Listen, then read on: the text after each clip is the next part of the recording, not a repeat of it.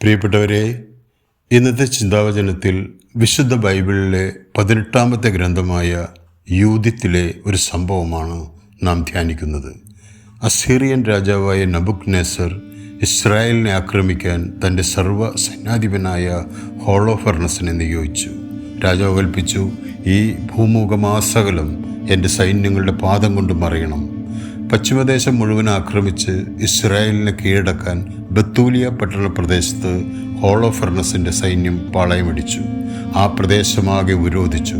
കുടിവെള്ളം ലഭിച്ചിരുന്ന നീർച്ചാലുകൾ പിടിച്ചടക്കി കാവലേർപ്പെടുത്തി. നഗരങ്ങൾ സൈന്യം കൊള്ളയടിച്ചു. വിശപ്പും ദാഹവും സഹിക്കാനാവാതെ ജനങ്ങൾ വലഞ്ഞു. നാടെങ്ങും വിലാപങ്ങൾ ഉയർന്നു. അവർ ദൈവമായ കർത്താവിനെ വിളിച്ചപേക്ഷിച്ചു.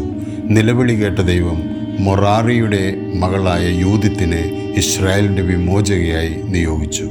നെബുക്കദ്നേസറിൻ്റെയും അവൻ്റെ പടനായകനായ ഹോളോഫർണസിൻ്റെ യുദ്ധതന്ത്രങ്ങൾ മനസ്സിലാക്കിയ യൂദിത്ത് എന്ന വിധവ തൻ്റെ ദാസിയും ഒരുമിച്ച് ഹോളോഫർണസിൻ്റെ പാളയത്തിലേക്ക് പോകാനൊരുങ്ങി. അവൾ പ്രാർത്ഥിച്ചു, എൻ്റെ ദൈവമേ, വിധവയായ എൻ്റെ പ്രാർത്ഥന കേൾക്കണമേ.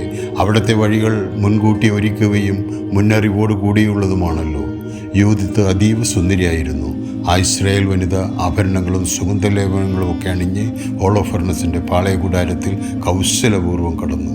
അവൾ സൈന്യാധിപനെ വശീകരിച്ചു. അവൾ പറഞ്ഞു, ഞാൻ ഇസ്രായേൽ പാളയത്തിൽ നിന്ന് രക്ഷപ്പെട്ടു വന്നിരിക്കുകയാണ്, എന്നെ രക്ഷിക്കണം. അവളുടെ സൗന്ദര്യത്തിൽ മതിമറന്ന ഹോളോഫർണസ് അന്ന് രാത്രി അവളോടൊത്ത് കഴിയാൻ അവൾക്ക് ഇടമൊരുക്കി. യൂദിത്തുമായി ഉല്ലസിക്കാൻ പടത്തലവൻ മദ്യപിച്ച് കിടക്കയിൽ ശയിക്കുകയായിരുന്നു. ഹോളോഫർണസിൻ്റെ തലക്ക് മുകളിലായി തൂങ്ങിയിട്ടിരുന്ന വാൾ അവൾ കൈവശമാക്കി.